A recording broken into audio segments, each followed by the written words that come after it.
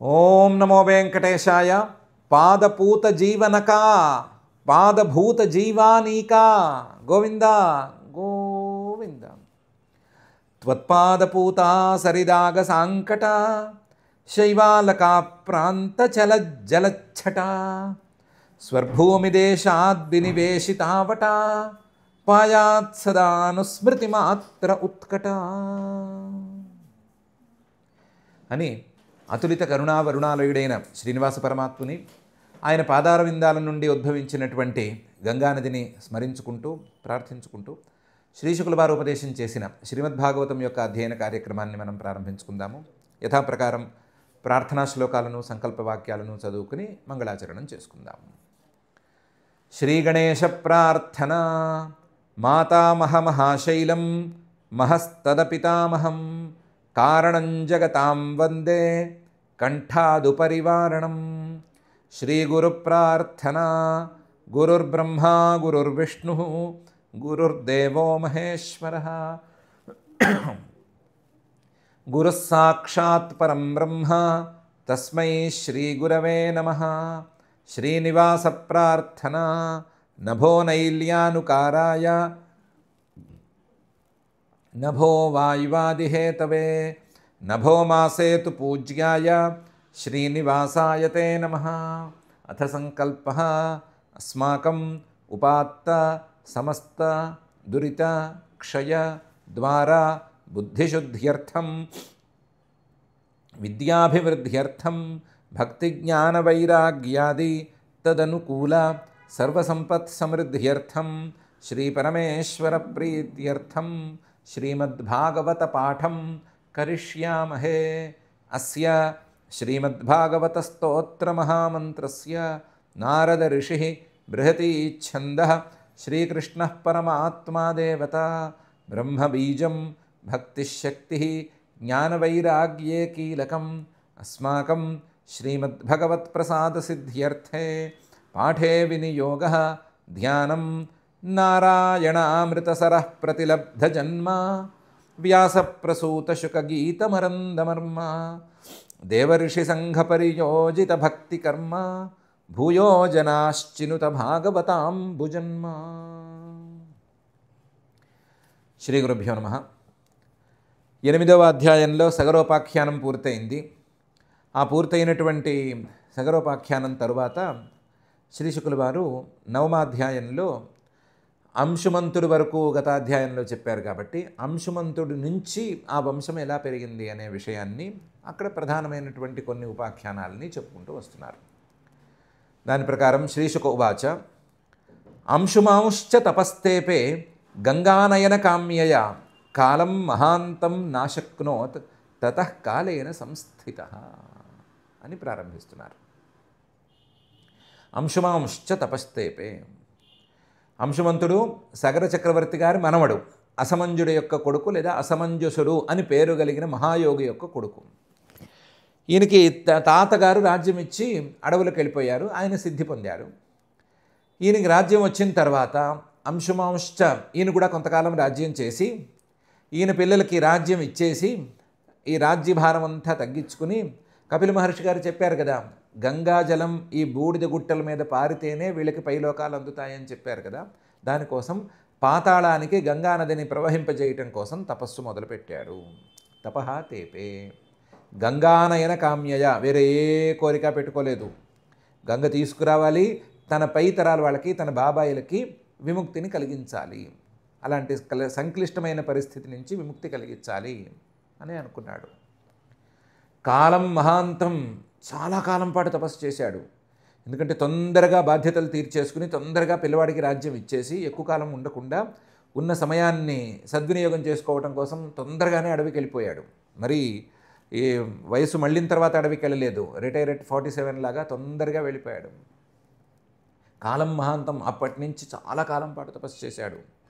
కానీ నాశక్నోత్, ఆ తపస్సును పూర్తి చేసుకోలేకపోయాడు. గంగానదిని భూమి మీదకి తేలేకపోయాడు. తతః అలాగే తపస్సు చేస్తూ చేస్తూనే కాలేన సంస్థితః, ఎప్పటికో కాలంతో పాటు ఈయన కూడా సిద్ధిని పొందాడు. ఈయన వ్యక్తిగతంగానైతే సిద్ధిని పొందాడు, కానీ అనుకున్న పనిని మాత్రం సాధించలేకపోయాడు. అంశుమాంశ్చ తపస్తేపే గంగానయనకామ్యయ కాలం మహాంతం నాశక్నోత్ తతః కాలేన సంస్థితః. దిలీపస్తత్సుతస్తద్వత్ అశక్తః కాలమేయివాన్ భగీరథస్తస్య పుత్రః తేపే సుమహత్తపః. దిలీపః అనే ఆయన ఈ అంశుమంతుడి యొక్క కొడుకు. ఈయనకి తండ్రి గారు చిన్నప్పుడే తొందరగానే రాజ్యం ఇచ్చేశారు కదా, రాజ్యం ఇచ్చే తపస్సుకి వెళ్ళిపోయారు కదా. ఈయన అలాగే చేశాడు మళ్ళీను.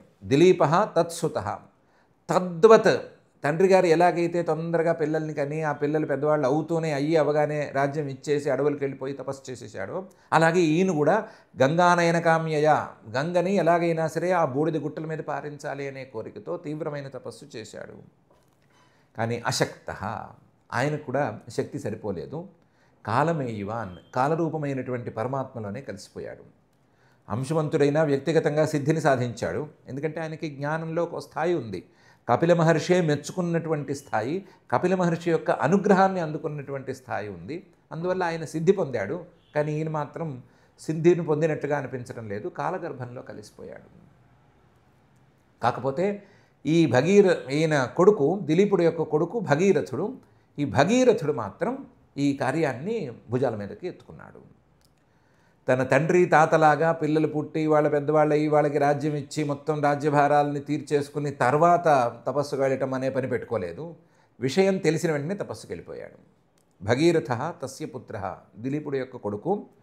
తేపే, అతను మాత్రం గట్టిగా పట్టుగా కూర్చుని తపస్సు చేశాడు. సుమహత్తప, చాలా గొప్ప తపస్సు చేశాడు. దిలీపస్తత్సుతస్తద్వదశక్తః కాలమేయివాన్ భగీరథస్తస్య పుత్రః తేపే సుమహత్తపః. దర్శయామాస తం దేవి ప్రసన్నా వరదాస్మితే ఇత్యుక్త స్వమభిప్రాయం శశంస అవనతో నృపః. ఆ దేవి గంగాదేవి ఆవిడ కోసమే తపస్సు చేశాడు. భగీరథుడు చేసిన తపస్సు చాలా పెద్దది. ఆ తపస్సు ఇలా చేశాడు అలా చేశాడు అని చెప్పడంలో మహర్షి గారికి తాత్పర్యం లేదు. ఈయన తాత్పర్యమే వేరు, ఈయన తీరే వేరు కదా. అందువల్ల గంగానది కోసం తపస్సు చేశాడు. గంగానది గారు ప్రత్యక్షమయ్యారు. దర్శయామాస తందేవి, ఆ దేవి గంగానది ప్రత్యక్షమైంది. ప్రసన్న, చాలా ప్రసన్నంగా ఉంది. నువ్వు ఏం వరం కోరుకుంటే ఆ వరాన్ని నేను ఇచ్చేస్తాను అంది. వరదా అస్మితే అని అంది. నువ్వేం కోరుకుంటే ఆ వరం నేను ఇస్తానంది. ఇత్యుక్త, ఆ మాట వినంగానే అమ్మయ్య అనుకున్నాడు. అనుకుని వేరే ఏం వరం లేదమ్మా, మా పై తరాల వాళ్ళు ఇలా బూడిద గుట్టల్లా మిగిలిపోయారు, వారి మీద నుంచి నువ్వు పారితే కానీ వాళ్ళకి పై లోకాలు అందవు అని కపిల మహర్షి గారు వాక్రుచ్చారు. అందువల్ల నువ్వు ఎలాగైనా సరే ఆ పాతాళానికి వచ్చి ఆ బూడిద గుట్టల మీదుగా పారి మా పై తరాల వాళ్ళని పై లోకాలకి పంపించవలసింది అని స్వాభిప్రాయాన్ని శశంస, తన అభిప్రాయాన్ని చక్కగా చెప్పాడు. అవనత, వినయంగా చెప్పాడు. నృప, ఆయన అవ్వటానికి రాజు, మహారాజు, అధికారంతో చెప్పచ్చు. అందులోనూ తపస్సుతో దేవతను ప్రత్యక్షం చేసుకుంటే వరం ఇవ్వటం తప్ప వేరే గతి లేదు. అయినా సరే అహంకారాన్ని ప్రదర్శించకుండా చాలా వినయంగా ఉండి, రెండింతలు అహంకారానికి అవకాశం ఉన్న చోట కూడా వినయంగా ఉన్నమాట చెప్పాడు. దర్శయామాస తం దేవి ప్రసన్నా వరదాస్మితే ఇత్యుక్త స్వమభిప్రాయం శశంసావనతో నృప. ఆ గంగాదేవి నువ్వు చెప్పినట్టుగా నేను వస్తాను అంది. కానీ ఓ మెలికి పెట్టింది. ఏమని? కోపి ధారయితా వేగం పతంత్యామే మహీతలే అన్యథా భూతలం భిత్వా నృపయాస్యే రసాతలం అని మెలికి పెట్టింది. ఇప్పుడు నేను ఆకాశంలో కదా పారుతున్నాను, స్వర్గంలో కదా పారుతున్నాను, ఆకాశగంగను కదా నేను. ఈ ఆకాశగంగగా నేను ఆకాశం నుంచి ఒకేసారి దూకేస్తే నన్ను పట్టుకునే వాళ్ళు ఒకళ్ళు ఉండాలి. కోపి ధారయిత, నేను చాలా వేగంగా పైనుంచి దూకుతాను కదా. వేగం పతంత్యాహ, చాలా వేగంగా పైనుంచి కింద పడుతూ ఉంటాను. అలా పైనుంచి కింద పడుతున్నటువంటి నా వేగం కోపి ధారయిత, ఎవరో ఒకళ్ళు ఆపాలి, పట్టుకోవాలి. పతంత్యామే మహీతలే, నేను గనక ఆ వేగంతో గనక భూమి మీద పడ్డానంటే భూమి నా వేగాన్ని తట్టుకోలేక భూమి అనేది చీలిపోతుంది. అన్యథా నన్ను మధ్యలో ఎవరో ఒకళ్ళు వచ్చి అడ్డం పెట్టి నా వేగాన్ని ఆపకపోతే భూతలం భిత్వా, భూతలాన్ని చీల్చేసుకుని నృప, ఓ మహారాజా, ఓ భగీరథ, యాస్యే రసాతలం, ఒకేసారి పాతాళానికి వెళ్ళిపోతాను, ఇంకా భూమి మీద గంగ చుక్క ఉండదు అని చెప్పింది. అందువల్ల నేను గనక వేగంగా ఆకాశం నుంచి పడితే భూమికే ప్రమాదం ఉంటుంది కాబట్టి నువ్వు భూమి సంరక్షణ కోసం నువ్వేం చేయాలంటే నన్ను, నా వేగాన్ని ఆపే ఒక మనిషినో లేదా ఒక శక్తినో చూసుకోవాలి అని మెలికి పెట్టింది. కోపి ధారయితా వేగం పతంత్యామే మహీతలే అన్యథా భూతలం భిత్వా నృపయాస్యే రసాతలం. ఈ మెలికతో పాటు ఇంకొక ఇబ్బంది కూడా చెప్పింది. ఏమని? కించాహం నభువం యాస్యే నరామయ్యామృజంత్యఘం మృజామి తదఘం కుత్ర రాజంస్తత్ర విచింత్యతాం అని. ఇంకో ప్రాబ్లం ఉంది, దాన్ని సాల్వ్ చేయడం ఎలాగా అని ఆలోచించు. ఏంటంటే కించాహం నభువం యాస్యే, నాకు అసలు భూమి మీద అడుగు పెట్టడం ఇష్టం లేదు. నభువం యాస్యే, నేను భూమి మీదకి రాను. ఎందుకంటే ఈ భూమి మీద మనుషులు ఉంటారు, నరాహ. ఈ మనుషులు సామాన్యులు కారు, అన్నీ తెలిసినా సరే పాపాలు చేస్తారు, తెలిసి పాపాలు కొడగడతారు. ఇది పాపం రా నాయనా అంటే ఉంటుందిలేండి, పాపమే కదా కడుక్కుందాంలేండి అని అంటారు. అందులో గంగగా నేను పారితే గనక గంగా స్నానం చేస్తే పాపాలన్నీ పోతాయి అంటే ప్రతి వాడు వచ్చి నాలో కడిగేసుకుంటాడు పాపాలు. నరాహ మయి ఆమృజంతి అఘం, ప్రతివాడు పాపం చేయటం, పాపం చేసి వచ్చి నాలో కడిగేసుకోవటం అని మొదలు పెడతారు. వీళ్ళకి ఈ పుణ్య పాప వ్యవస్థ మీద కానరాని లోకు ఉంటుంది. ఆ లోకువలో భాగంగా పుణ్యమేమో గుట్టలు గుట్టలు పేరుకోవాలి అనే ఆశ, పాపమేమో కష్టపడి చేయాలి, ఇష్టపడి చేయాలి, పాపం చేసిన పాపాన్ని కడుక్కునే దారి చూసుకోవాలి అనే అలవాటు ఉంటుంది వీళ్ళకి. ఆ అలవాటు ప్రకారం వచ్చి మాటికి పాపాలు కడిగేసుకుంటారు. కడిగేస్తే ఆ పాపాలు నాలోనే ఉంటే, ఆ పాపాలు నాలోనే ఉండిపోతే నేను ఇలా ఉంటాను. మృజామి తదఘం కుత్ర, ఆ పాపాలు నేనెక్కడ కడుక్కుంటాను. రాజన్, ఓ భగీరథ, తత్ర విచింత్యతాం, ఈ ప్రాబ్లంకి సొల్యూషన్ ఏంటి అనే సంగతి ఆలోచించు, ఈ సమస్యకి పరిష్కారం ఏంటి అని ఆలోచించు. ఇదేం చిన్న సమస్య కాదు. ఈ మానవుల పాపాలని నాలోనే కడుక్కోవటం మొదలు పెడితే ఆ పాపాలని కడుక్కోవటానికి నాకు చోటు లేదు అని చెప్పింది. కించాహం నభువం యాస్యే నరామయ్యామృజంత్యఘం మృజామి తదఘం కుత్ర రాజంస్తత్ర విచింత్యతాం అని. దానికి భగీరథుడు ముందుగానే ప్రిపేర్ అయి ఉన్నట్టున్నాడు. అందువల్ల భగీరథ ఉవాచ సాధవో న్యాసినః శాంతాః బ్రహ్మిష్ఠాః లోకపావనాః హరంత్యఘం తేంగ సంగాత్ తేష్వాస్తే అఘభిద్ధరి అని బ్రహ్మాండమైన వాక్యం చెప్పాడు. మా తల్లి, భూమి మీద ఒట్టి పాపాత్ములే లేరు. తక్కువ సంఖ్యలోనైనా సరే, విరళంగానైనా సరే, చాలా తక్కువ మంది అయినా సరే మంచివాళ్ళు గొప్పవాళ్ళు ఉన్నారు. సాధవ, పరోపకారం కోసమే పాటుపడేవాళ్ళు చాలామంది ఉన్నారు. న్యాసినః, మొత్తం ఈ ప్రపంచం మొత్తాన్ని పక్కకి తోసేసి మాకు ఆ శ్రీహరే కావాలి, ఆ పరమాత్మే కావాలి అని పట్టుకుని వెళ్ళాడేవాళ్ళు కొంతమంది ఉన్నారు. శాంతాః, ఏ సందర్భంలోనూ కోపం కానీ ఉద్రేకం కానీ ఏమీ తెచ్చుకొని, ఏ సందర్భంలోనూ ప్రాపంచిక విషయాల మీద మనస్సును పోనివ్వని ఉపశమ స్వభావం ఉన్నవాళ్ళు చాలామంది ఉన్నారు. శాంతాః, అతి తక్కువ వాళ్ళైనా సరే బ్రహ్మిష్ఠాః, బ్రహ్మజ్ఞాన సంపన్నులు ఉన్నారు, మరీ లేకపోలేదు. లోకపావనాః, అసలు వాళ్ళు ఎక్కడికి వెళితే అక్కడ ఆ ప్రాంతం అంతా పునీతమైపోయే స్థాయిలో పుణ్యాత్ములు వాళ్ళు కూడా కొంతమంది ఉన్నారు. లోకపావనాః, తమ ఉనికితో లోకాలనే పావనం చేసేటువంటి వాళ్ళు మహానుభావులు చాలామంది ఉన్నారు. వాళ్ళు కూడా నీలో స్నానం చేయడానికి వస్తారమ్మా. హరంత్యఘం తే అంగసంగాత్, వాళ్ళు నీలో స్నానం చేస్తే, వాళ్ళేమో గంగానది ఉంది, ఏం పాపాలు చేశామో, ఏం పాడో, ఎన్ని జన్మల్లో ఏం పాపాలు చేసుకున్నామో అని అనుకుని భయపడుతూ వాళ్ళు నువ్వు గంగా స్నానం చేయడానికి వస్తారు. ఎందుకంటే శ్రోత్రియ పాపశంకీ స్యాత్ అని ధర్మశాస్త్ర వచనము. నిజమైన ధార్మికుడు అనేవాడిని ఎలా నిర్వచించాలి అంటే, ఇదొక కోణం, ఎప్పుడమ్మో ఏమన్నా తప్పు చేస్తున్నానేమో అని శంకతో జాగ్రత్త పడాలి అని అనుకునేవాడే శ్రోత్రియుడు అనే లక్షణం ఉంది.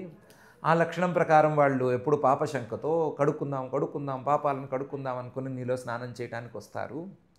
తే అంగసంగాత్, వాళ్ళ శరీరం ఎప్పుడైతే నీ నీటికి తగులుతుందో వాళ్ళ శరీరంతో నీకు సంబంధం అనేది ఎప్పుడు ఏర్పడుతుందో అప్పుడు హరంత్యఘంతే, వాళ్ళు వెంటనే ఇంతవరకు మిగతా వాళ్ళు నీలో కడుక్కున్న పాపాలన్నిటినీ సరే మొత్తం తోసేస్తారు, మొత్తం ఒక్క క్షణంలో హరించి వేసేస్తారు. గంగానదికే పవిత్రతను చేకూర్చేంత స్థాయిలో వాళ్ళకి బలం ఎక్కడి నుంచి వచ్చింది అని అడగద్దమ్మా. ఎందుకంటే తే శ్వాస్తే హరి, వాళ్ళలో వాళ్ళు జ్ఞానులు కదా, వాళ్ళు కేవలం న్యాసులు కదా, ఏ విషయము మనకొద్దు, మనకు పరమాత్మే కావాలి అని పట్టుకున్న వాళ్ళు కదా, వాళ్ళు కేవలం పరోపకారులు కదా, లోకపావనులు కదా, బ్రహ్మిష్ఠులు కదా. అందువల్ల వాళ్ళలో శ్రీహరి ఉన్నాడు, తేష్వహం అని చెప్పుకున్నాడు ఆయన. కాబట్టి శ్రీహరే వచ్చి నీలో స్నానం చేసినట్టు అవుతుందమ్మా. శ్రీహరే వచ్చి నీలో స్నానం చేస్తే నీలో పాపాలు ఎక్కడి నుంచి వస్తాయి? ఆయనకి అఘభిత్ అని పేరుంది కదా అమ్మా. ఆయన పాపాలనన్నిటినీ ముక్కలు చేసి పారేస్తాడు, తోసేస్తాడు అని పేరుంది కదమ్మా. ఆయన పేరు తలుచుకుంటేనే చాలు మొత్తం పాపాలన్నీ తొలగిపోతాయని ఉంది కదమ్మా. అలాంటి పేరును తలుచుకుంటేనే పాపాలను పోగొట్టేటువంటి శ్రీహరి ఇలాంటి బ్రహ్మజ్ఞానులలో ఉండి నీలో స్నానం చేయడానికి వచ్చి నిన్ను ముట్టుకున్న వెంటనే నీ పాపాలన్నీ, మిగతా మానవులు కడుక్కున్నటువంటి పాపాలన్నీ కూడా క్షణంలో హరించుకుపోతాయమ్మా, నువ్వేం భయపడక్కర్లేదు అని చెప్పాడు, బ్రహ్మాండంగా చెప్పాడు. సాధవో న్యాసిన శాంతా బ్రహ్మిష్ఠా లోకపావనా హరంత్యఘం తేంగ సంగాత్ తే శ్వాస్తే హ్యఘభిద్ధరి అని. అందువల్ల నువ్వు భయపడాల్సిన అవసరం లేదు. భూమి మీదకి నువ్వు రాకపోతే పాపాలు పర్వతాలను దాటి ఆకాశం వైపుకి కోరలు చాస్తాయమ్మా. కనుక్కోవడానికి, పాపాలు కడుక్కోవటానికి ఏదో అతి తెలివితేటలు వాడి పాపాలు చేసి కడుక్కుందామని అనుకోవటమైనా అనుకొని కడుక్కోవడానికి ఒక అవకాశం ఉండాలి కదా మనిషికి. ఆ మనిషికి అవకాశం ఇవ్వమ్మా, నువ్వు భూమి మీదకి రా, నీకేం ఇబ్బంది ఉండదు అని చెప్పి నువ్వు మొదలు చూపించినటువంటి మెలిక ఉంది కదా, ఆ మెలిక పెద్ద విషయం ఏం కాదు. ఎందుకంటే ధారయిష్యతి తే వేగం రుద్రస్త్వాత్మా శరీరిణాం యస్మిన్ నోతమిదం ప్రోతం విశ్వం షాటీవ తంతుషు అని ఉందమ్మా అన్నాడు. ధారయిష్యతి తే వేగం రుద్ర, రుద్రుడు ఉన్నాడు, పరమేశ్వరుడు ఉన్నాడమ్మా. ఆ పరమేశ్వరుడు నీ వేగాన్ని ధరించగలుగుతాడు, నీ వేగాన్ని భరించగలుగుతాడు, ఆపుతాడు. భూమి మీద సాక్షాత్తుగా ఆకాశం నుంచి పడే నీ వేగాన్ని భూమి మీద పడనివ్వకుండా మధ్యలో తానుండి ఆపగలుగుతాడు. సరే, ఎందుకు ఆపుతాడు, ఎందుకు ఆపాలని అనుకుంటాడు అంటే రుద్రస్తు ఆత్మా శరీరిణాం, ఆయనే కదమ్మా పరమాత్మ. శరీరిణాం దేహులందరికీ, ప్రాణులందరికీ కూడా ఆయనే కదా ఆత్మ. మరి ఇంతమందికి మంచి జరుగుతుంటే, ఇంతమందికి ఉపకారం జరుగుతుంటే ఆయన ఎందుకు ముందుకు రాడు? ఆయన ముందుకొచ్చేటువంటి పరమాత్మ రూపమే కదా. ఎవరికైనా ఏమైనా ఉపకారం జరగాలి అంటే ఒక్క అడుగు మిగతా వాళ్ళకంటే ముందు వేసేవాడే కదా ఆయన పరమేశ్వరుడు. అందువల్ల ఆత్మా శరీరిణాం, సర్వజీవమయుడైనటువంటి ఆ రుద్ర పరమేశ్వరుడు ఆయన నీ వేగాన్ని ధరిస్తాడమ్మా అని చెప్పాడు. మరి ఆయనకి ఆ సామర్థ్యం ఎక్కడి నుంచి వచ్చింది? పరమాత్మ అంటున్నావు సరే, అన్నిటినీ పరమాత్మ అంటారు మీరు. ఆ పరమాత్మ అనే పదం ఊతపదం అయిపోయింది. ఆయనలో ఇంత సామర్థ్యం ఎక్కడి నుంచి వచ్చింది అంటే పరమాత్మ యొక్క రూపం అని కాదమ్మా, ఆయనే పరమాత్మ. పరమాత్మ అంటే ఆయనే. యస్మిన్ నోతమిదం ప్రోతం విశ్వం షాటీవ తంతుషు, ఆయనలోనే మొత్తం ఈ విశ్వమంతా కూడా ఆధారపడి ఉంది. విశ్వం తాలూకు బరువును మొత్తాన్ని ఆయన మోస్తున్నాడమ్మా. యస్మిన్ నోతమిదం ప్రోతం విశ్వం షాటీవ తంతుషు, ఎలాగైతే వస్త్రం, బట్ట అనేది అడ్డంగా ఉండేటువంటి దారాల్లోనూ నిలువుగా ఉండేటువంటి దారాల్లోనూ ఆశ్రయించుకుని ఉంటుందో, అలాగే ఈ విశ్వమంతా కూడా ఆ పరమేశ్వరుడిలోనే, ఆ శ్రీరుద్రుడిలోనే ఆశ్రయించుకుని ఉందమ్మా. ఆయన ఈ విశ్వానికి అభిన్న నిమిత్తోపాదానమమ్మా. అందువల్ల విశ్వం తాలూకు బరువునే మోయగలిగిన వాడికి నీ వేగం అనేది కనీసపు లెక్క కూడా కాదమ్మా. నువ్వేం భయపడక్కర్లేదు. ఆయన ముందుకు వస్తాడు, ఆయనకు ఆ సామర్థ్యం ఉంది. మానవులకు ఉపకారం చేయాలి అనేటువంటి అభిప్రాయము ఆయనకుంది. అదే సమయంలో ఎంత పనికైనా సరే కావలసినటువంటి సామర్థ్యం ఒక పరమాత్మగా ఆయనకు ఉందమ్మా. అందువల్ల ఈ విషయంలో నీ మెలికి కూడా ఏం పనికిరాదు. నువ్వు నాకు వరద అన్నావు కాబట్టి వరాలను ఇచ్చేయవలసిందే అని అన్నాడు. ధారయిష్యతి తే వేగం రుద్రస్త్వాత్మా శరీరిణాం యస్మిన్నోతమిదం ప్రోతం విశ్వం శాటీవ తంతుషు అని అన్నాడు. కానీ ఆ పరమేశ్వరుణ్ణి రా, నువ్వు వచ్చి గంగానది పైనుంచి పడుతుందిట, నువ్వు నెత్తి మీద ధరించు అంటే వచ్చి వింటాడా? పిలిస్తే కదా వస్తాడు, అంటే భక్తిగా పిలిస్తే కదా వస్తాడు. అందువలన భక్తిగా పిలవటం అనే కార్యక్రమం కోసం ఇత్యుక్త్వా స నృపోదేవం తపసా తోషయచ్చిమం కాలేన అల్పీయసా రాజన్ తస్యేష సమతుష్యత.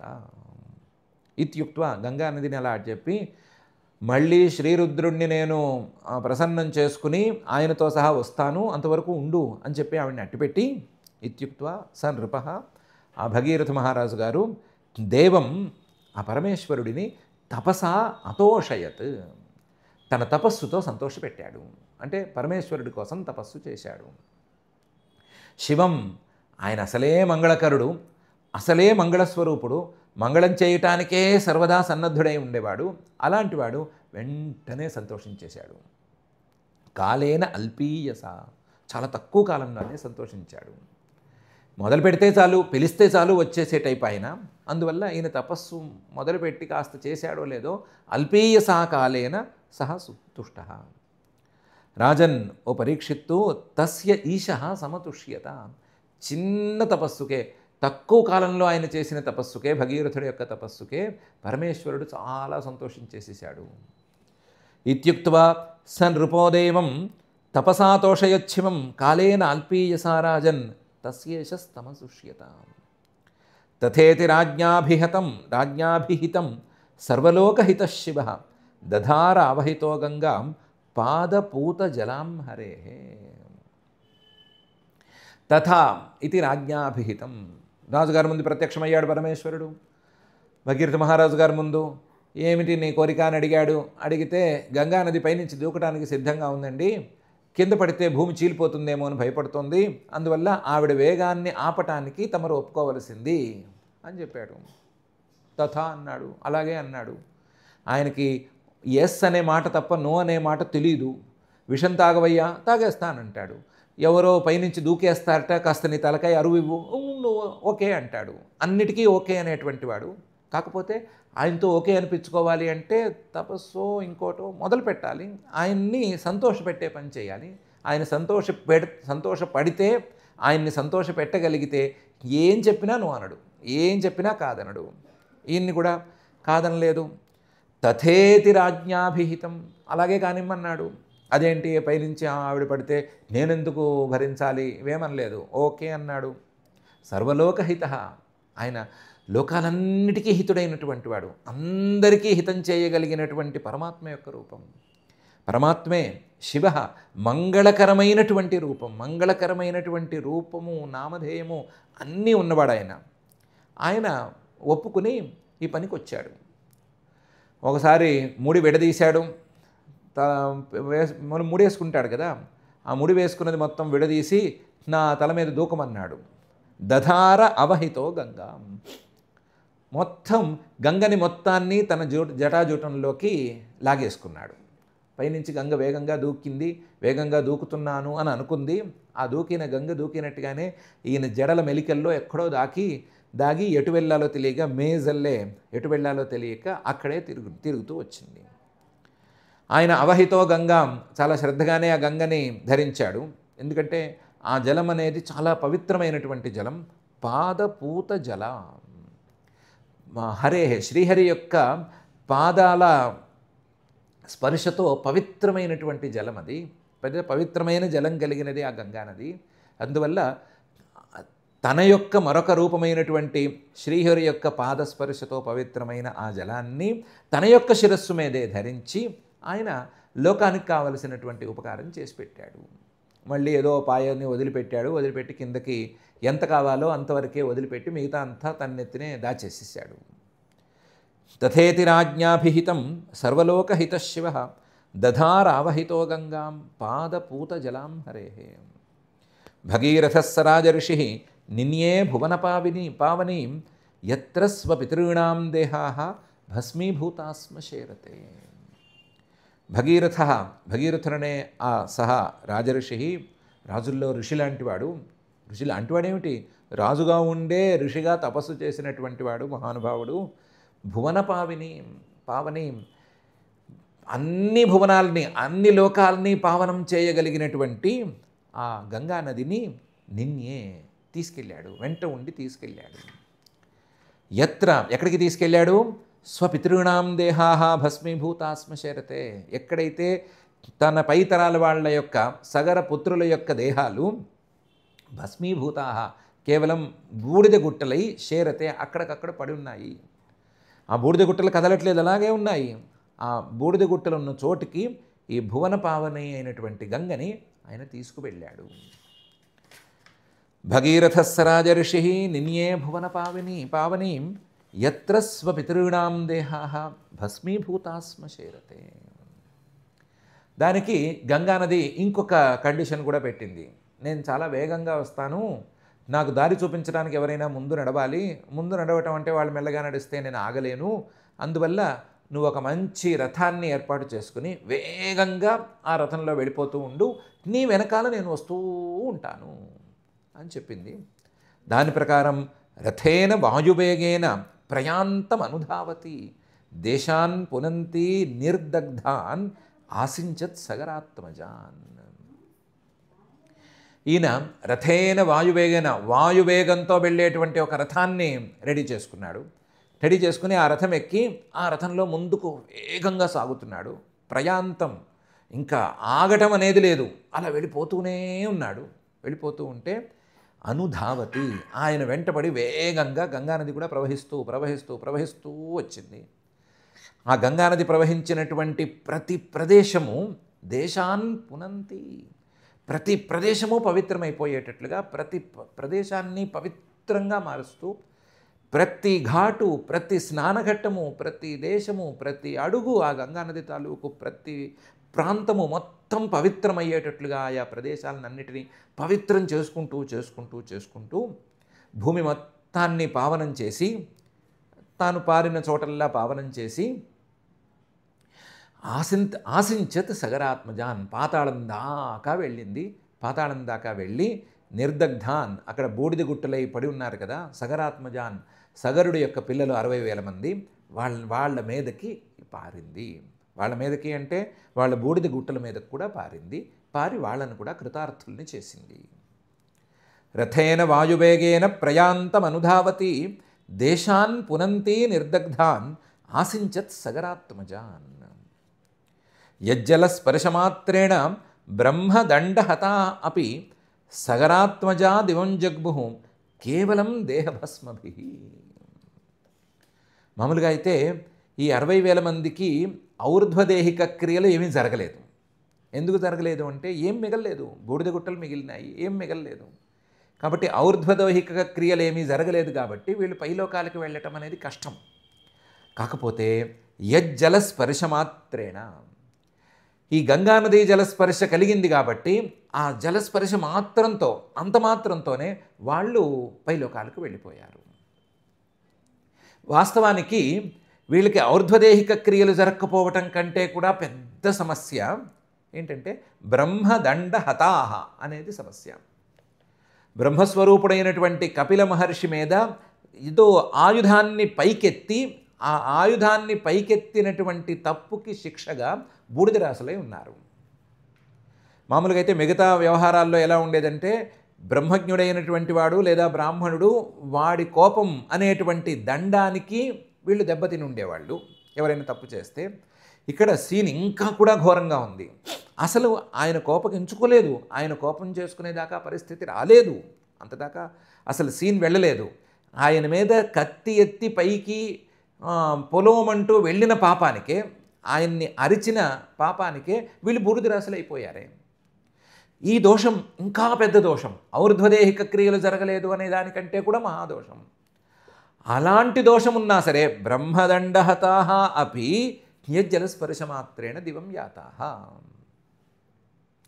ఈ గంగానది జలస్పర్శ వలన వాళ్ళు ఇంత పెద్ద తప్పు చేసినా సరే, ఇంతటి మహాపాపానికి ఒడిగట్టి ఆ పాపానికి సద్య ఫలితంగా, వెంటనే చూపించే ఫలితంగా బూడిద గుట్టలైనా సరే ఆ గంగానది జలస్పర్శానికి వెంటనే దివం జగ్ముహు, స్వర్గానికి వెళ్ళిపోయారు. సగరాత్మజాహ, సగరుడి పిల్లలైనటువంటి వీళ్ళందరూ దివం జగ్ముహు కేవలం దేహభస్మభి. అప్పటికి వాళ్ళు ఉన్నది కేవలం భస్మ రూపంలో ఉన్నారని అనుకోవాలి. వాళ్ళ దేహాల తాలూకు భస్మలు ఉన్నాయి అనుకోవాలి. వాళ్ళకి ఏం క్రియలు జరగలేదు, వాళ్ళు చేసిన తప్పు ఏమీ, వాళ్ళు చేసినటువంటి ఒప్పేమీ లేదు.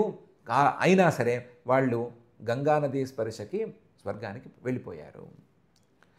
యజ్జలస్పర్శమాత్రేణ బ్రహ్మదండహత అపి సగరాత్మజా దివం జగ్ముహు కేవలం దేహభస్మభి.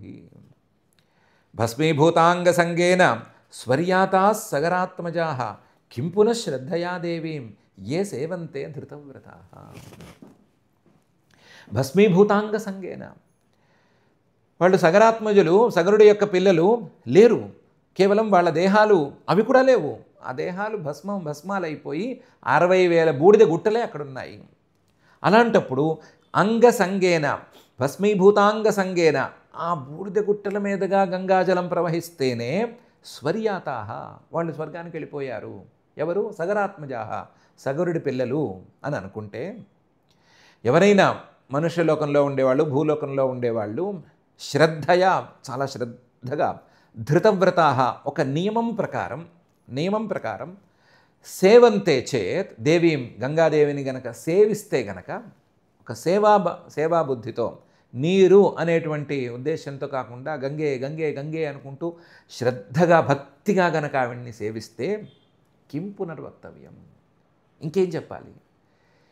ఏమీ లేకపోయినా సరే గంగాజల స్పర్శతోనే వాళ్ళకంత విముక్తి లభిస్తే, ఆ దేవిని శ్రద్ధగా కొన్ని నియమాలతో ఆ దేవిని, ఆ గంగానదిని పాడు చేయకుండా, గంగానదిలో అక్కర్లేనివన్నీ పారేయకుండా, ఇవి పారేసి అవి పారేసి పాడు చేసేసేయకుండా, ఆ గంగానదిని పవిత్రం, పరమ పవిత్రం అనేటువంటి భావనతో చూస్తూ, నేను ముట్టుకుంటే ఏమైనా ఆవిడకి అందిపోతుందేమో, నేను ముట్టుకుంటే ఆవిడేమైనా మలినమైపోతుందేమో అన్నంత శ్రద్ధగా గనక ఆవిడ్ని ఉపాసిస్తే, ఆవిడలో స్నానాలు చేసుకుని, పితరులకు తర్పణాలు ఇచ్చుకొని, లేదా దేవుళ్ళకి అభిషేకాలు చేసుకుని, కాశీలో విశ్వేశ్వరుడి నెత్తి మీద పోసి, ఇంకో చోటైతే ఇంకో చోట వేసి, ప్రయాగ నుంచి అయితే, హరిద్వారం నుంచి అయితే ఇంటికి కూడా కాస్తంత తెచ్చుకుని, రోజుకోచొక్క నోట్లో పోసుకుని, ఏ రకంగానైనా సరే ఆ గంగాదేవిని వాడుకుంటే వాళ్ళకి కలిగే ఫలితాలను గురించి చెప్పాలా అని మహర్షి గారు అంటున్నారు.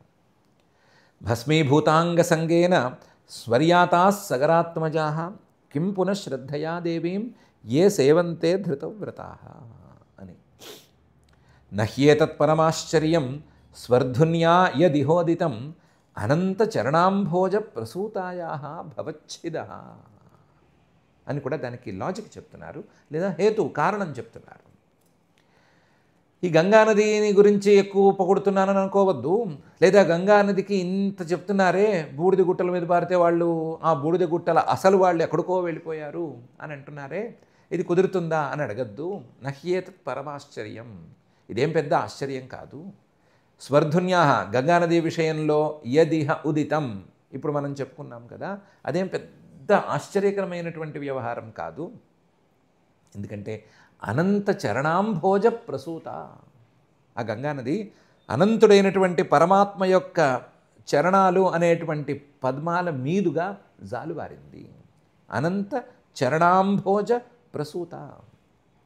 అసలు ఈ గంగానది పాపాలను కాదు పోగొట్టేది, భవచ్ఛిద, భవచ్ఛిదుడైనటువంటి, అసలు పూర్తిగా సంసారాన్నే పోగొట్టేటువంటి ఆ శ్రీహరి యొక్క పాదాల మీద నుంచి వచ్చింది కదా, అందువలన సంసారాన్నే పోగొడుతుంది. పాపాలను క్రమక్రమంగా పోగొట్టి, పాపాల ద్వారా యోగ్యతనిచ్చి, మనిషిని పరిశుద్ధం చేసి, ఆ అనంతుడైనటువంటి పరమాత్మ తత్వజ్ఞానాన్ని ఇచ్చి అందించి, ఈవిడ భవచ్ఛిత్, సంసారాన్నే పోగొట్టగలదు. అంత స్థాయిలో ఆవిడికి సామర్థ్యం ఉంది. ఆ సామర్థ్యానికి మూలం అనంత ఆ పరమాత్మే అని అంటున్నారు. నహ్యేతత్ పరమాశ్చర్యం స్వర్ధున్యా యదిహోదితం అనంత చరణాంభోజ ప్రసూతాయా భవచ్ఛిద అని. సన్నివేశ్య మనోయస్మిన్ శ్రద్ధయా మునయోమలాః త్రైగుణ్యం దుస్త్యజం హిత్వా సద్యో యాతాస్తదాత్మతాం అని. ఇంతవరకు గంగు గురించి మాట్లాడుతున్న వాళ్ళు కాస్త గంగానది ఎక్కడి నుంచి పుట్టుకొచ్చింది, శ్రీహరి పాదాల మీద నుంచి జాలువారింది కదా, అయ్యో ఆ శ్రీహరి అని గుర్తొచ్చి శ్రీహరి మీదకి మళ్ళీపోయారు. ఏమని యస్మిన్ ఆ శ్రీహరి మీద మనహ సన్నివేశ్య మనస్సును ఉంచేసి శ్రద్ధతో మనస్సుని అక్కడే నిలబెట్టేసేసి మనయ ఆ శ్రీహరినే మళ్ళీ మళ్ళీ మననం చేసేసుకుని ఈ విషయ మననం ద్వారా వచ్చినటువంటి మాలిన్యాన్ని పోగొట్టేసుకుని అమలాహ నిర్మలంగా మారిపోయినటువంటి మహానుభావులు త్రైగుణ్యం అంటే 3 గుణాల సమాహారమైనటువంటి మాయనే దుస్త్యజం మిగతా వాళ్ళు ఏం చేసినా సరే వదులుకోలేనటువంటి మాయనే హిత్వా పూర్తిగా వదిలేసుకుని సద్యో యాతాహ అప్పటికప్పుడు తదాత్మతాం యాతాహ ఆ శ్రీహరితో తాదాత్మ్యాన్ని పొందేశారు. అలాంటివాడా శ్రీహరి. ఆయన మీద శ్రద్ధగా మనస్సు పెడితే చాలు, ఆయన మీద మననం అనేది ప్రారంభమైతే చాలు, ఆయన్ని మననం చేసుకోవటం ద్వారా విషయ మాలిన్యాన్ని పోగొట్టుకోవడం చేసుకుంటే చాలు, మొత్తం జ్ఞానం కలిగిపోవటం, ఆ కలిగిపోయిన తర్వాత ఆ శ్రీహరిలో కలిసిపోవటం అని దానికి ఎక్కువ సమయం పట్టదు, సద్య వెంటనే జరిగిపోతుంది. అలాంటివాడు ఆ శ్రీహరి. ఆ శ్రీహరి పాదారవిందాల మీదుగా జాలువారింది ఆ గంగని గనక ఎవరైనా మనుషులు శ్రద్ధగా సేవించుకోగలిగితే వాళ్లకు అందే ఫలం గురించి ఏమని చెప్పుకోవాలి అని శ్రీశుకుల వారు చెప్తున్నారు. సన్నివేశ్య మనోయస్మిన్ శ్రద్ధయా మునయోమలాహ త్రైగుణ్యం దుస్త్యజం హిత్వా సద్యో యాతాస్తదాత్మతాం అనేటువంటి ఈ శ్లోకంలో. దీంతో దాదాపుగా భగీరథోపాఖ్యానం అనేది పూర్తయిపోయింది. ఈ భగీరథోపాఖ్యానం అనేది వేరు వేరే చోట ఉంది, రామాయణంలో ఉంది, అక్కడుంది, ఇక్కడుంది, చాలా చోట్ల ఉంది. కానీ ఎక్కడున్నా చాలా విస్తృతంగా ఉంది. భగీరథుడు చేసినటువంటి ప్రయత్నాన్ని చాలా విస్తృతంగా నిరూపణ చేయటం అనే తీరులోనే ఉంది. ఇక్కడొక్క చోటే భగీరథ ప్రయత్నాన్ని తొందరగా ఠకీమని తెలియచేసేశారు. భగీరథ ప్రయత్నం అని తెలుగులో సామెతలాగా కూడా వాడతారు. అంటే పట్టు విడవకుండా ఎన్ని కష్టాలు వచ్చినా ఎన్ని మేలికలు వచ్చినా సరే ప్రయత్నం చేస్తే ఆ ప్రయత్నానికి భగీరథ ప్రయత్నం చేసి అనే మాటను వాడటం తెలుగులో కద్దు. అంతటి భగీరథ ప్రయత్నాన్ని పురాణాలు లేదా రామాయణం ఇవన్నీ అంత విస్తృతంగా చూపించినాయి కాబట్టే ఈ పేరు వచ్చింది. అంత విస్తృతంగా ఉండేటువంటి కథనాన్ని శ్రీశుకుల వారు ఎంత 12 శ్లోకాలు 13 శ్లోకాలలో పూర్తి చేసేసారు.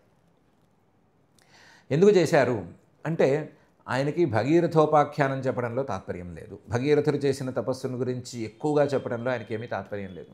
తపస్సు శ్రద్ధగా చేశాడు అని చెప్తే చాలా ఆయనకి. ఆ భగీరథుడు సాధించినటువంటి గంగాదేవి మహాత్మ్యాన్ని చెప్పటం అనేది కూడా ఆయనకి పూర్తిగా 100% ఏమీ సమ్మతం కాదు. ఆయనకి గంగానది మహాత్మ్యం చెప్పాలి అనేది 95% వరకే ఉంది, లేదా గంగానది మహాత్మ్యమే కొంచెం తక్కువగా ఉంది.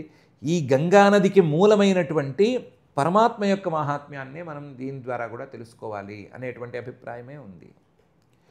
ఇంకో తీరులో చూసుకుంటే భగీరథుడంతటి వాడు ఇంత కష్టపడి ప్రయత్నం చేసి తన తండ్రులని తన తాత వరసల వాళ్ళని పైలోకాలను పంపించటానికి ఈ గంగాదేవిని భూమికి తీసుకొచ్చాడు కదా. ఆ గంగానది వాళ్ళ మీద నుంచి అలా ప్రవహిస్తే చాలు వాళ్ళకి ఏదో పైలోకాలు వచ్చినాయి అనుకుంటున్నాం కదా, ఆ సామర్థ్యం ఆవిడికి ఎక్కడి నుంచి వచ్చింది అని ప్రశ్న వేసుకుని ఆ సామర్థ్యం పరమాత్మ దగ్గర నుంచే వచ్చింది. ఆ పరమాత్మే గంగానది కంటే పైన గంగానదికే సామర్థ్యం ఇవ్వగలిగిన వాడు అని చెప్పడమే శ్రీశుకుల వారి యొక్క తాత్పర్యం.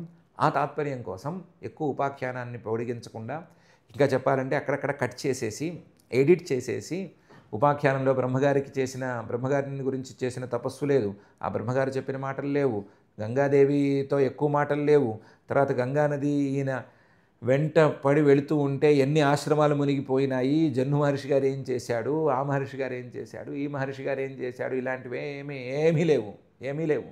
ఇవేం లేకుండా ఆ పరమాత్మ మహాత్మ్యాన్ని చెప్పేట్లుగా ఎంత కావాలో అంతవరకే చెప్పి ఈ భగీరథోపాఖ్యానాన్ని పూర్తి చేస్తున్నారు. మనం ఆయన చెప్తున్నట్లుగా ఈ గంగానది ద్వారా భాగీరథి ద్వారా పరమాత్మను అర్థం చేసుకునే దారి అనే విషయం మీద దృష్టి పెడదాము. అదే సమయంలో 2 విషయాలను మాత్రం ప్రత్యేకించి మనం వ్యవహార దశలో ఆలోచించుకుని కూర్చున్నాము. ఒకటి, గంగానది అంటే కేవలం మునిగి లేచే కాకిలాగా స్నానం చేసేటువంటి విధానంలో వాడుకోవలసిన నది కాదు. ఏ నదైనా అంతే, ప్రతి నదికి గంగా అనే పేరు దాదాపుగాను. ఏ నది మహాత్మ్యం ఆ నది మహాత్మ్యమే గొప్పదే, అన్ని నదులు గొప్పవే. కాబట్టి గంగా నదుల్లో కొంచెం రాణి లాంటి నది అని అనుకుందాము. మిగతా నదులు అవి కూడా గొప్ప నదులు.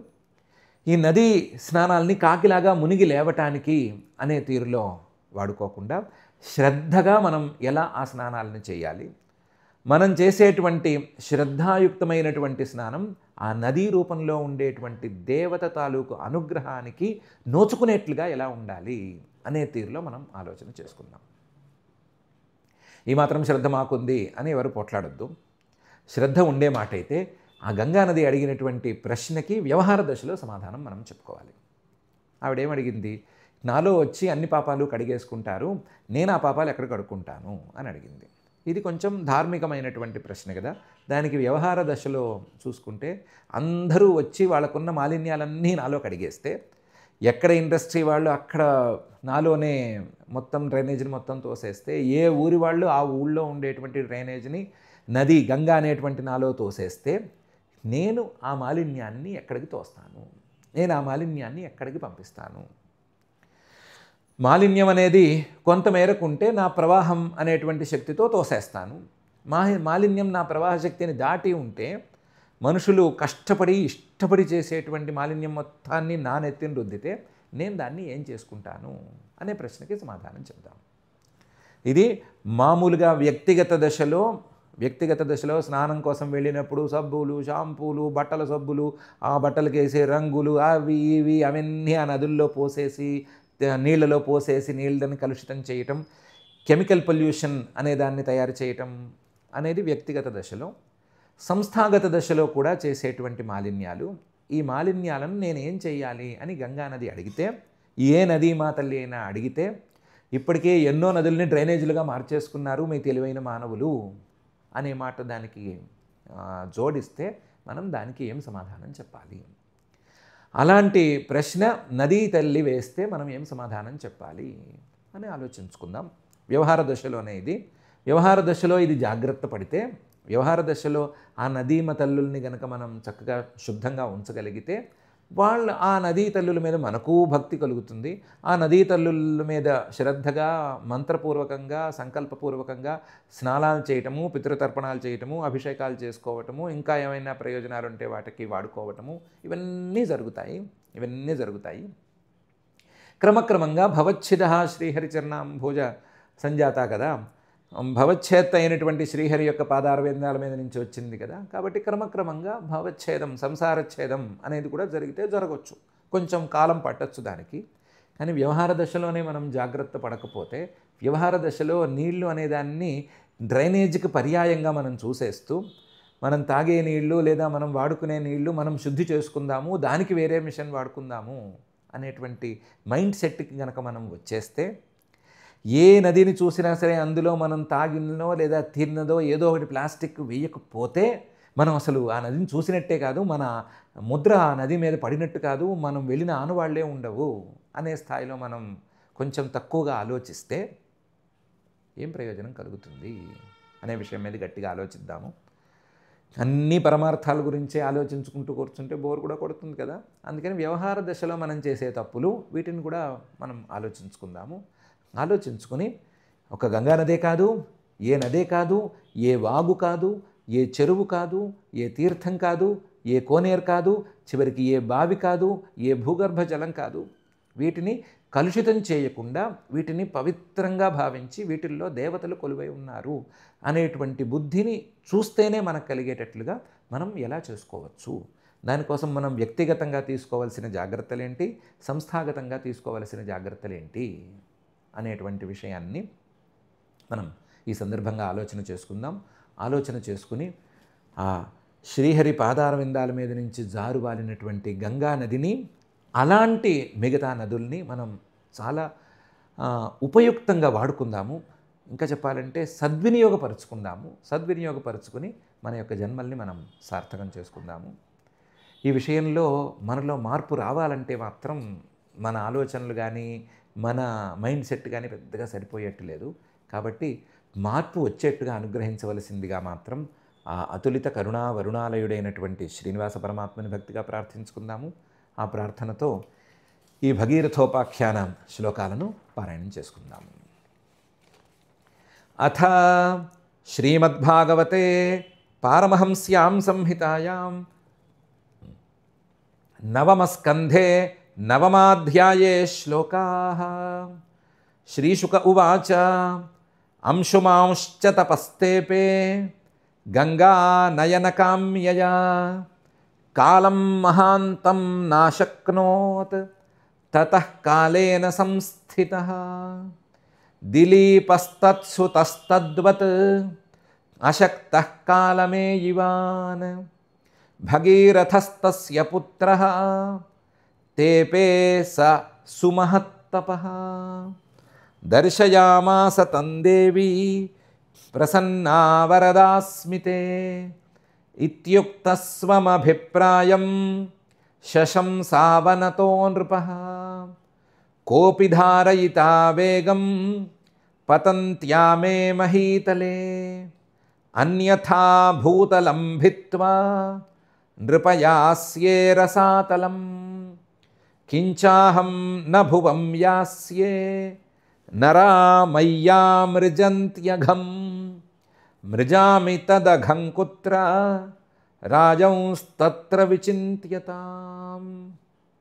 భగీరథ ఉవాచ సాధవోన్యాసినః శాంతాః బ్రహ్మిష్ఠా లోకపావనాః హరంత్యఘంతేऽంగసంగాత్ తేష్వాస్తే హ్యఘభిద్ధరిః. ధారయిష్యతి తే వేగం రుద్రస్త్వాత్మా శరీరిణాం. యస్మిన్నోతమిదం ప్రోతం విశ్వం షాటీవ తంతుషు. ఇత్యుక్త్వా స నృపో దేవం తపసా తోషయచ్చివం. కాలేనాల్పీయసా రాజన్ తస్యేషః సమతుష్యత. తథేతి రాజ్ఞాభిహితం సర్వలోకహితః శివః. దధారావహితో గంగాం పాదపూతజలాం హరేః. భగీరథः స రాజర్షిః నిన్యే భువనపావనీం. యత్ర స్వపితॄణాం దేహాః భస్మీభూతాः శ్మశేరతే. రథేన వాయువేగేన ప్రయాంతమనుధావతి. దేశాన్ పునంతి నిర్దగ్ధాన్ ఆసించత్సగరాత్మజాన్. యజ్జలస్పర్శమాత్రేణ బ్రహ్మదండహతా అపి. సగరాత్మజాదివం జగ్ముః కేవలం దేహభస్మభిః. భస్మీభూతాంగసంగేన స్వర్యాతాः సగరాత్మజాః. కిం పునః శ్రద్ధయా దేవీం ఏ సేవంతే ధృతవ్రతాః. నహ్యేతత్పరమాశ్చర్యం స్వర్ధున్యాయదిహోదితం. అనంతచరణాంభోజప్రసూతాయా భవచ్చిదః. సన్నివేశ్యమనో యస్మిన్ శ్రద్ధయా మునయో మలాః. త్రైగుణ్యం దుస్త్యజం హిత్వా సద్యో యాతాస్తదాత్మతాం. ఇతి శ్రీమద్భాగవతే పారమహంస్యాం సంహితాయాం నవమస్కంధే నవమాధ్యాయే శ్లోకాః. అథ క్షమా ప్రార్థనా. యదక్షరపదభ్రష్టం మాత్రాహీనం చ యద్భవేత్ తత్సర్వం క్షమ్యతాం దేవ నారాయణ నమోऽస్తు తే. అథ భగవత్సమర్పణం కాయేన వాచా మనసేంద్రియైర్వా బుద్ధ్యాత్మనా వా ప్రకృతే స్వభావాత్ కరోమి యద్యత్ సకలం పరస్మై నారాయణాయేతి సమర్పయామి. అథ లోకక్షేమ ప్రార్థనా. సర్వే భవంతు సుఖినః సర్వే సంతు నిరామయాః. సర్వే భద్రాణి పశ్యంతు మా కశ్చిద్ దుఃఖభాగ్ భవేత్. అథ మంగళం శ్రియః కాంతాయ కళ్యాణ నిధయే నిధయేర్థినాం. శ్రీవేంకటనివాసాయ శ్రీనివాసాయ మంగళం.